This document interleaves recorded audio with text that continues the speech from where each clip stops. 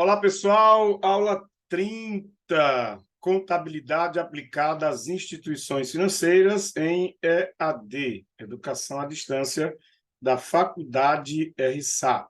Vamos lá, professor Marcos Vinícius, vamos estar com vocês aí na sequência da videoaula 29, agora a gente vai à videoaula 30. Vamos compartilhar aqui o nosso conteúdo para vocês acompanharem no material disponível na plataforma Moodle da faculdade. Tá? Então, aula 30, continuamos aí com o tópico Noções Básicas de Derivativos. Na aula anterior, a gente viu um pouco já dessas noções básicas, como que funciona, o que é derivativo, como que ele funciona, os mercados, né, que são alternativas para quem deseja operar neles, mercado futuro, mercado a termo, mercado de opções e o mercado swaps. E a gente vai agora para... a gente viu o mercado futuro, né, na aula passada, e a gente vai ver agora o mercado a termo. O que é o mercado a termo? Bom, mercado a termo, ou contrato a termo, representa também, ó, como o mercado futuro, um compromisso de comprar ou vender determinado ativo em uma data específica e por um preço estabelecido. Ora, né, mesmo conceito, porém existe uma diferença, tá? Tanto o mercado futuro como o mercado a termo é um compromisso de comprar ou vender determinado ativo por uma data específica, aliás, numa data específica por um preço estabelecido, porém ele tem características diferentes, tá? As características do mercado a termo são essas aí, ó. Tem hedge de especulação, assim como no futuro, então não é uma diferença. Agora, acordos acertados entre as partes. É aqui onde está uma das distinções do mercado futuro para o mercado a termo. Enquanto o mercado futuro, o acordo é feito nas bolsas de valores e futuros, aqui é entre partes, parte vendedora e parte compradora, tá? Nós temos aí os dois, né, as duas partes aí. Outra característica, não há a necessidade da margem de segurança, tá? Porque não envolve aí, né, a bolsa, tá? Então, não há necessidade. Se houver, não há necessidade, não é obrigatório, né? Pode haver, mas não é obrigatório. E não existem ajustes diários. Agora, isso aqui não, isso aqui é porque não existe mesmo, tá? Uma coisa é dizer que não há necessidade, outra coisa é dizer que não existe, tá bom? Então, ajustes diários só no mercado futuro, tá bom? No mercado a termo, não. Aí vamos, então, à sistemática que acontece no mercado a termo. Por exemplo, você tem um dólar hoje, quando você faz o termo, e tem o dólar futuro, tá? Então, digamos que hoje o dólar vale R$ 5 e no futuro ele venha valer R$ 4. É uma hipótese, né? Especulação. Então, nesse cenário, presta atenção, tá? O comprador, né, ele deixa de ganhar R$ 1 por dólar. Vamos ver se você consegue entender. Ó, o vendedor, lembre-se, ele está vendendo porque ele teme que o mercado caia, que o preço no mercado caia. E nessa situação aqui é exatamente o que aconteceu. Ó, caiu para R$ 4. O que aconteceu aí? Ele fez o mercado a termo dele a R$ 5, né, para garantir esse preço, vai que, né, cai o preço. Aí, o comprador, ele comprou numa expectativa diferente. Ele comprou a R$ 5 para vender por 5,50 por 6, né? Na expectativa de que ia aumentar o mercado. E aí, o que aconteceu? Isso não aconteceu, né? Ou seja, o dólar caiu a 4. Aí, preste atenção, quem compra, ele faz esses mesmos cálculos, tá, pessoal? De, né, pagar custos, tá? De ter seu lucro ali. Porém, o que acontece? Quando dá revés para o comprador, ele não tem prejuízo. Olha a expressão aí. Ele deixa de ganhar R$ 1 por dólar, tá? Porque o dólar diminuiu R$1, tá certo? E o vendedor, pelo outro lado, ganha R$1 por dólar, né? Ele vai ganhar. Por que ele vai ganhar? Porque quando ele fez o aterro, né, com $1 a R$5, ele vendeu o seu café, né, a R$5, não é isso? Valendo o dólar. E aí, quando foi, e aí já com o acerto desse valor, né, e quando foi no futuro, aconteceu, né, que o dólar desvalorizou. E o real, que é o valor da moeda do café brasileiro, né? Você está falando do vendedor brasileiro, ele valorizou. Ele vai ganhar mais reais, né? Quando o dólar despenca. Então, pessoal, só para a gente entender ainda mais sobre essa sistemática, né? O que acontece entre o hedger e o especulador, né? Vai acontecer que quando o preço lá, que tudo está atrelado à bolsa, embora o mercado termo ele esteja entre as partes, né? O que manda é o mercado, né? Sempre vai ser o mercado que vai mandar, tá bom? Então, ó, quando o preço cai, presta atenção, o vendedor ele ganha, né? E o comprador, por outro lado, perde, tá certo? Então, por que isso acontece? Porque o vendedor ele vai vender justamente com medo do preço cair, né? E o comprador, né, vai comprar, né, numa expectativa de que vai haver uma reação do mercado, tá?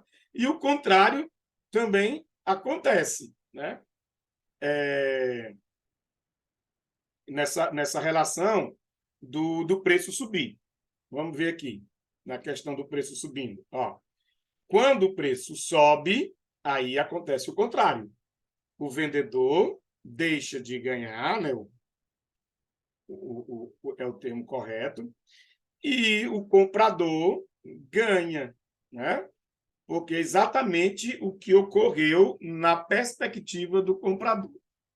O vendedor vende pensando que o preço vai cair e o comprador compra na expectativa do preço subir, porque o preço subindo, ele vai ganhar, né? Vai manter o atermo, por isso o nome atermo, né? Vai manter o preço que foi, né, descrito no termo e ele vai ter um valor a mais. Do outro lado, o vendedor, lembre-se, ele apenas deixou de ganhar. Por quê? Porque o preço que ele acertou a termo cobriu seus custos e deu o seu lucro. Certinho? Belezinha? Bom, dito isto, vamos a um exemplo, porque eu acredito que no exemplo a gente consiga aclarar melhor, né?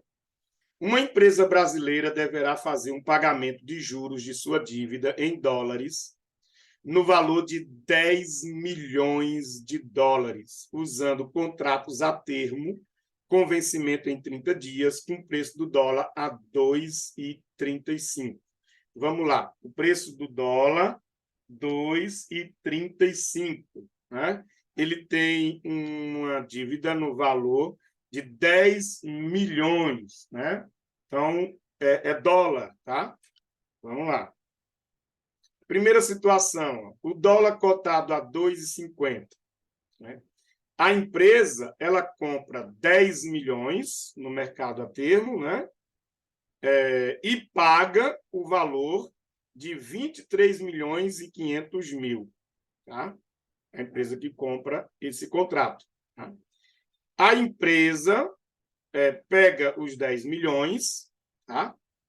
E paga os juros, economizando 1 milhão e 500 mil. Tá? E esse 1 milhão e 500 mil foi de quê? Do dólar a 2,35, não é? O dólar, lembra, vou voltar aqui para você entender, 2,35, tá? 2,35, ó. Vendo? Então, Na primeira situação, se o dólar, em vez de 2,35, for cotado a 2,50, ou seja, o dólar aumentou aí, né? O que acontece quando o dólar aumenta aí numa situação dessa de quem compra, né? Ele tem um ganho, né? Ele tem um ganho. E aí ele comprou pagando 23 milhões e 500 mil, né? E aí o dólar foi cotado a 2,50. Então vai para 25 milhões. Então, 25 milhões menos o 1 milhão e 500, né? Aliás, menos 23 e 500 vai dar 1 milhão e 500. Tá? Agora, numa situação contrária, o dólar cotado a 2,20, o que aconteceu? A empresa comprou os 10 milhões de contrato a termo no valor de 23 milhões e 500 mil, que foi a 2,35. Aí ela pega esses 3 milhões nessa situação de 1 dólar a 2,20, paga os juros, né, e deixa de ganhar 1 milhão e 500 mil. Né? Lembre-se, ela pegou esse valor de 10 milhões para pagar juros, né? E aí foi feito o contrato a 2,35. Se o dólar for cotado a 2,20, quando ela for pagar esses juros, né? O que acontece? Ela vai pagar, né? Vai pagar 23 milhões e 500 mil, né? E o dólar vai estar 2,20. Né? Então, ela vai deixar de ganhar, por quê? Porque baixou de 2,35 para 2,20. Então, quando cai, o comprador não perde, mas ele deixa de ganhar 1 milhão e 500 mil. Por que ele não perde? Porque o contrato dele de 23 milhões e 500 mil permanece o mesmo. Né? Ele já tinha esse valor para pagar a sua dívida. Assim, se ela não tivesse feito a compra desse contrato a termo, o que acontece? Uma empresa que não adere para o mercado, né, de derivativos, ela estaria gastando menos 1 milhão e 500 mil. Né? Se fosse esse caso, né? Ela não estaria gastando esse 1 milhão e 500 mil. No entanto, ela também não estaria se protegendo contra a desvalorização do real. Tá? Então, é isso. Ele tem que entender que se não fosse 2,20, fosse a primeira situação, né, de 2,50, aí ela estaria, né, não estaria protegendo, certo, o seu valor. Mercado de opções. O mercado de opções ou contrato, ele representa um direito de comprar ou uma obrigação de vender opções de compra ou venda de um ativo em certa data ou período estabelecido por determinado preço. Então, vamos lá. Tipos de opções. Aí a gente tem as opções de compra, que são chamadas em inglês calls, e as opções de venda, que em inglês é puts. Tá?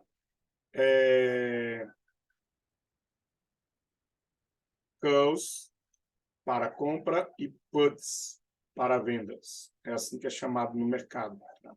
Em inglês. Então, a opção de compra quando o titular tem o direito de comprar o ativo, e a opção de venda é quando o titular tem o direito de vender o ativo. Tá? Eu adquiro no mercado de opções uma opção de compra, ou seja, eu tenho um direito de comprar. Esse direito eu exerço ou não, dependendo de como está a situação no mercado. A opção de venda da mesma maneira. Você agora tem uma opção e um direito de vender o seu ativo. E aí você exerce ou não esse direito. Tá? Então, temos aí as posições fundamentais no mercado de opções. Eu tenho a posição de comprador da opção de compra e vendedor da opção de compra. Como eu tenho o comprador da opção de venda e o vendedor da opção de venda. Então, cuidado para você não confundir aí, tá? Compra com venda, ou melhor, compra com comprador, venda com vendedor, tá? O comprador, ele tanto compra a opção de compra, como ele compra a opção de venda. E o vendedor tanto compra a opção de compra, como compra a opção de venda. Tá? Colocando aí na nossa imagem aí, nós temos também as duas figuras no mercado de opções. Eu tenho o comprador, que a gente chama de titular, ele é chamado de titular no mercado, tá? E eu tenho o vendedor, que é o lançador, tá? O lançador. Então, quem lança a sua o seu derivativo no mercado. E aí o comprador tem o direito, né? Por exemplo, se ele compra o direito de compra, aí do outro lado o vendedor tem a obrigação. Então é assim, ó, quando as partes se combinam, ou há o contrato entre eles, tá, pessoal? Dentro do contrato, quem tem o direito, tá? Que é o comprador da opção, então sempre o comprador, seja da opção de venda ou da opção de compra, ele tem o direito. Do outro lado, a parte que contratou com ele tem a obrigação. Então já não tem mais a questão do direito, tá? O vendedor aqui, ele já fica na obrigação de, se o mercado subir ou descer, ele tem a obrigação, tá, de venda, tá? De vender as opções, ou compra ou venda. Bom? E ele é o lançador do mercado, ou seja, quem lança é ele. E se ele lançou, uma vez lançado, ele não pode voltar atrás. Tá? E aí é por isso que ele assume o risco e recebe um prêmio. Eu tinha dito na videoaula anterior que era o comprador que recebia o prêmio. Eu confundi totalmente, tá? Quem recebe o prêmio é o vendedor, porque ele tem a obrigação, e isso seria como um prêmio de consolação, vamos colocar assim, né? Por que esse prêmio? Porque ele precisa também desse valor para diminuir o seu risco, né? Ou diminuir, tá lá, o prejuízo que ele teria. E aqui sim ele teria prejuízo, né? Então, vamos lá. De novo, o comprador e o vendedor, eles se encontram no mercado de opções. Eles fecham um contrato, tá? Então, o comprador, seja do direito de compra ou do direito de venda, ele tem direito. E o vendedor, neste caso, né, ele vai estar na obrigação, bom, de exercer esse direito.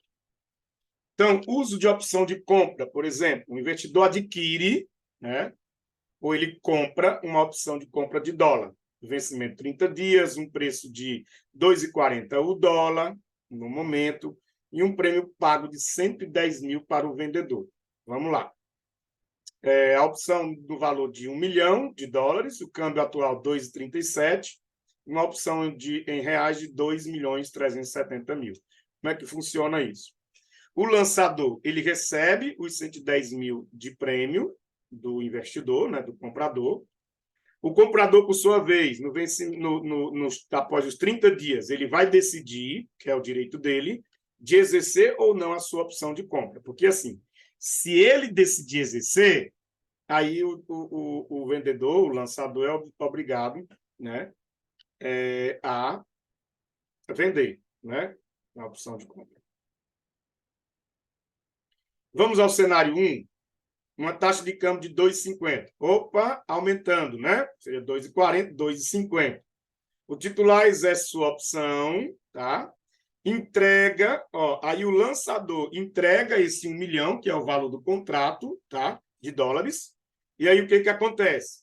O lançador, ele tem a obrigação, né, de vender pelo preço do contrato. Quanto era o preço do contrato? 2,40 o dólar, né? Então ele vai receber quanto? 2.400.000. Não é assim, ó, 1 milhão vezes 2,40, 2.400.000. Professor, mas a taxa de câmbio está 2,50. Tá, mas quem está exercendo, se o titular exerce a opção de compra, é óbvio que ele está exercendo porque subiu. Lembra, o comprador, ele sempre ganha no aumento, né? Então, aumentou de 2,40 para 2,50. Quem ganhou nessa situação? Titular. Tá? Por quê? Porque o vendedor aí, ó, ele acertou a 2,40 e vai receber apenas 2,40. Tá? E aí tem um prêmio de consolação, né? Que é o prêmio para ele, né? Que ele recebeu os 110 mil, não foi? Beleza. Então, o que acontece, pessoal? O lançador, ele perde 100 mil na compra dos dólares. Ó, por que é 100 mil? Porque o seu lucro na operação vai ser o quê? Né? de 10 mil. Ele perdeu quanto? Ele perdeu 100 mil, não foi? Não perdeu 100 mil na operação? Que era para ser 2 milhões e 500 mil, né? Ele recebeu só 2 milhões e 400 mil. Como é que é? 2 milhões e 500 mil menos 2 milhões e 400 mil? 100 mil, né? E aí, como ele tinha um prêmio de 110, olha só que interessante, ele ainda saiu ganhando 10 mil, 10 milzinho. Entenderam como que funciona o prêmio? Certo? Vamos lá num outro cenário. Agora um cenário de queda, né? Era 2,40, a taxa de câmbio foi para 2,35. Aí o que acontece nesse cenário? O titular não exerce sua opção de compra. Percebe? Vamos lá. Quem é o titular? O comprador. O comprador, o que acontece? Onde é que ele ganha? Na queda ou na subida do dólar? Nesse caso de câmbio? Na subida, não é? E se desceu, o contrato é a 2,40, o dólar foi para 2,35. Aí, olha só que interessante, o titular não exerce sua opção de compra. Porque sabe que ele vai perder, então ele não exerce a opção de compra. O que acontece? Os 110 mil ele paga, que independente dele exercer ou não, o lançador recebe os 110 mil do prêmio no início, tá? Beleza? E aí não tem negociação. Mas o lançador está ganhando, né? 110 mil. Certinho? Bom, aí nessa tabela é só para mostrar outras opções, né? Outros cenários, na verdade, tá? Ó. Beleza, vamos lá, pessoal. 2,40 o dólar, né? Ó, taxa de câmbio, 2,40, tá vendo? Então, nesse patamar aqui, o que acontece com o comprador, que pode ou não exercer o seu direito de opção? De 2,30, se cair para 2,30, não. Se cair para 2,20, não. Se permanecer em 2,40, também não, porque não ganha nada, né? Então, ele não exerce.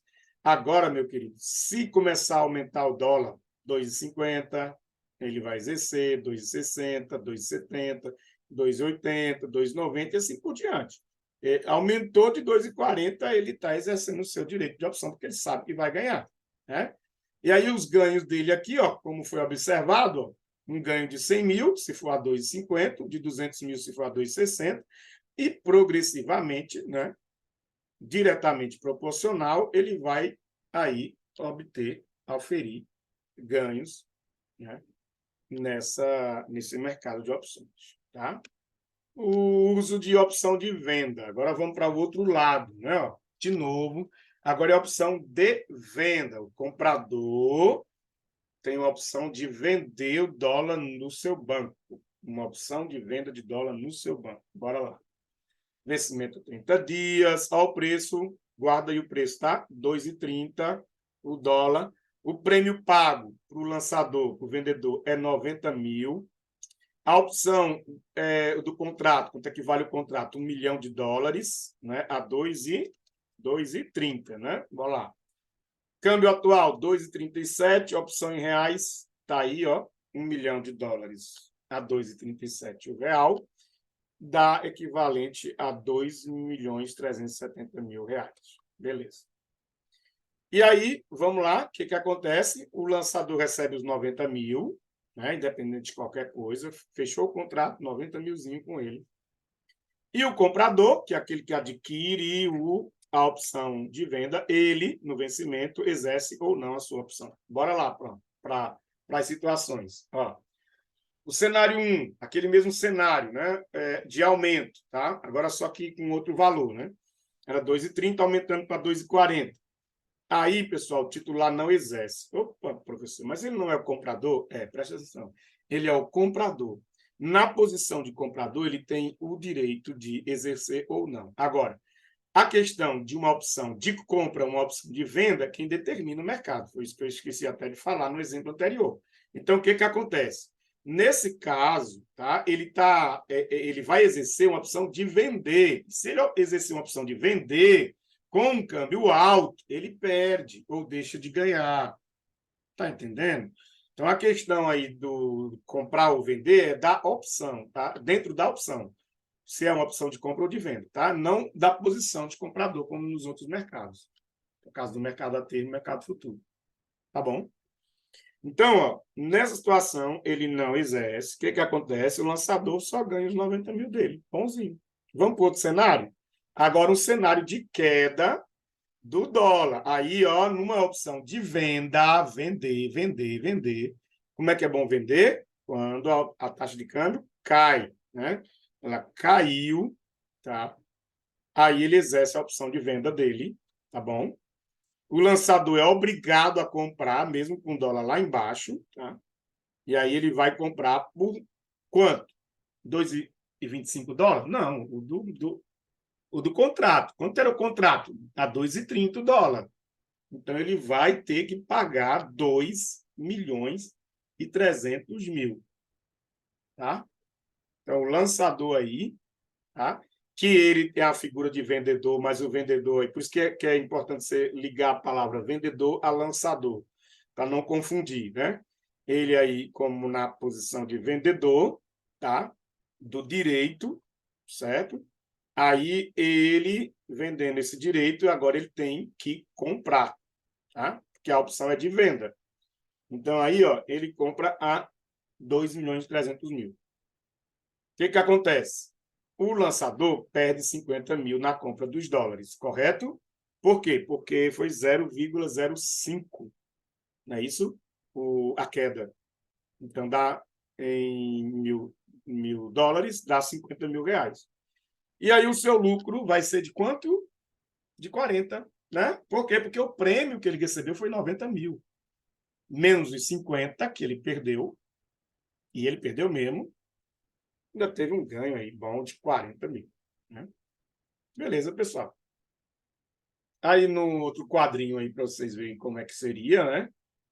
Numa exerção, num exercício, melhor dizendo, de opção de venda, preste atenção, tá aqui. Quanto era? 2,30? 2,30, né? Ó. 2,30? É, 2,30. Nessa posição de 2,30, ele não exerce a opção, porque está no mesmo valor. Porém, se baixar, ó, como ele está com a opção de venda, baixando, ele exerce a opção e vai ganhar dinheiro, hein? Se abaixou para 2,20, foi o nosso caso. Não, 2,25, né? 50. Se fosse 2,20, era 100. Daí eu tenho aqui, ó, se aumentar o preço numa opção de venda, aí não. Aí você não exerce a opção, tá? Não exerce a opção.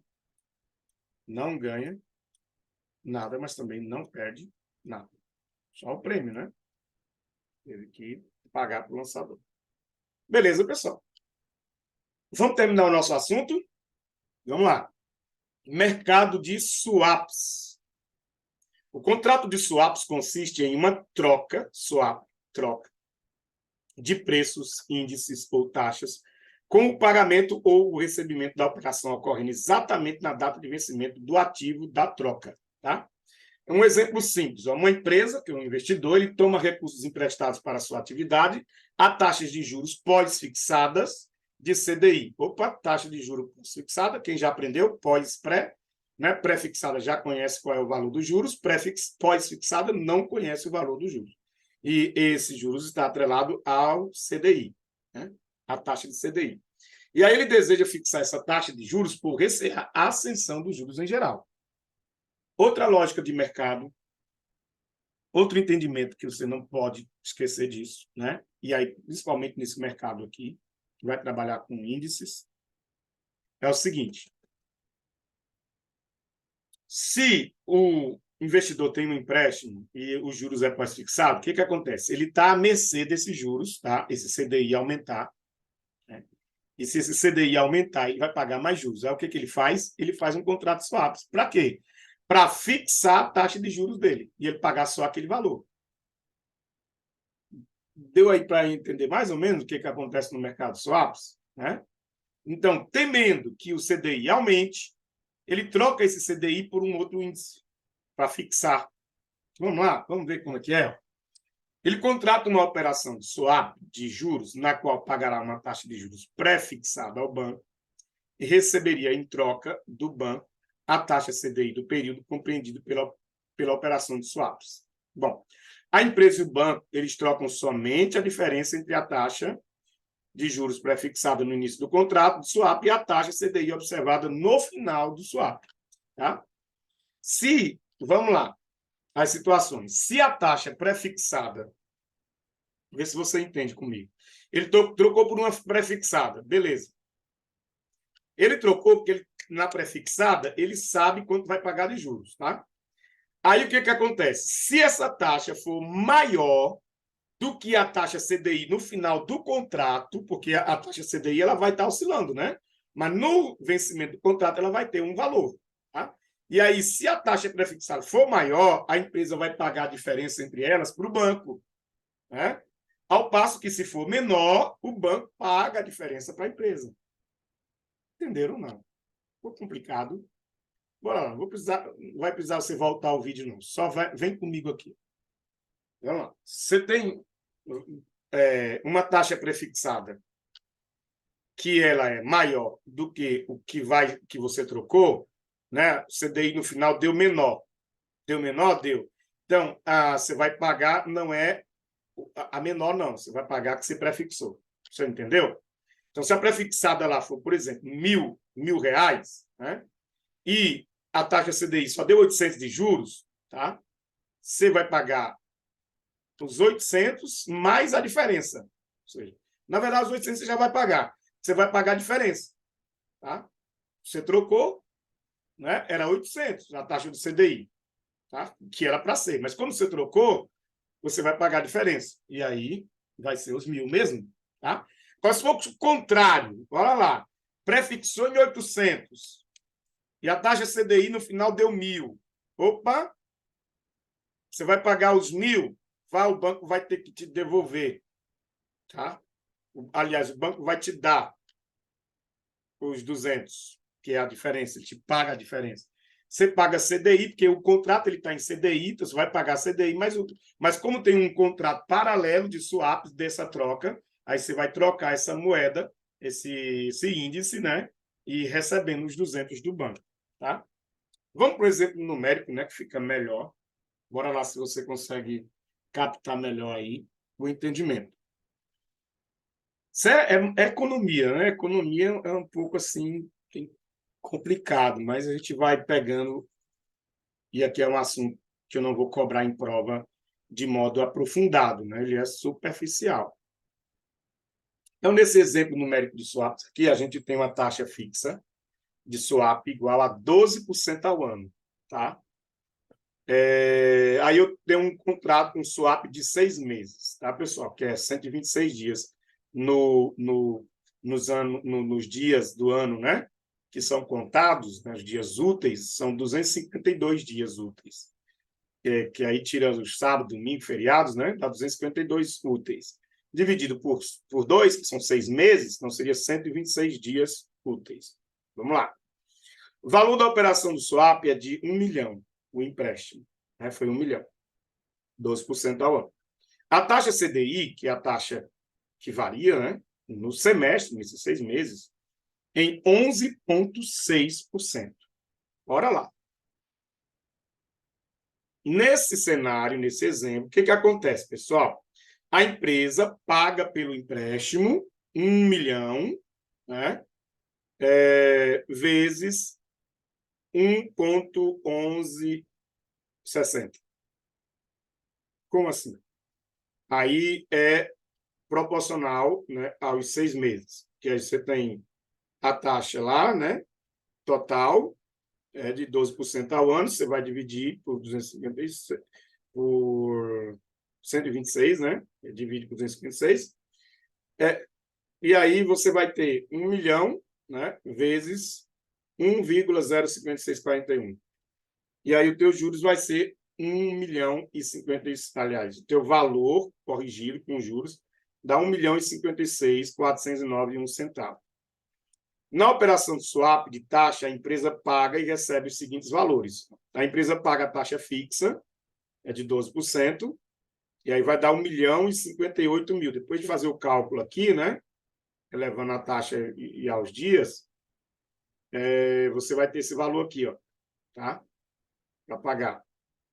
porque você optou, comprou, trocou pela taxa fixa, que dá 1.058.300. Tá? Então, a empresa recebe taxa CDI, totalizando 1.056.409, né? E aí ela paga em termos líquidos, no swap, a diferença de 1.056.409 para 1.058.352. E ela vai pagar 1.891,51, tá? Porque a taxa de CDI foi menor, né? Bom, a empresa ela terá que pagar pelo empréstimo, somado aos fluxos do swap, o valor de 1.058.352, referente à taxa de 12% ao ano que ela escolheu. Se a empresa não tivesse feito o swap, né, ela pagaria só 11,6, que era a taxa do CDI. Então, ela pagou 0,4 a mais, né? Beleza, pessoal? E tá aí. Qualquer coisa você, né, volta o vídeo, reprisa, lê o conteúdo para fixar bem o aprendizado. Beleza? Então tá aí nossa atividade 2, tá? Sendo aplicada agora. A gente vai estender um pouquinho o prazo aí na semana para vocês responderem e entregar na plataforma. Beleza? Até a próxima!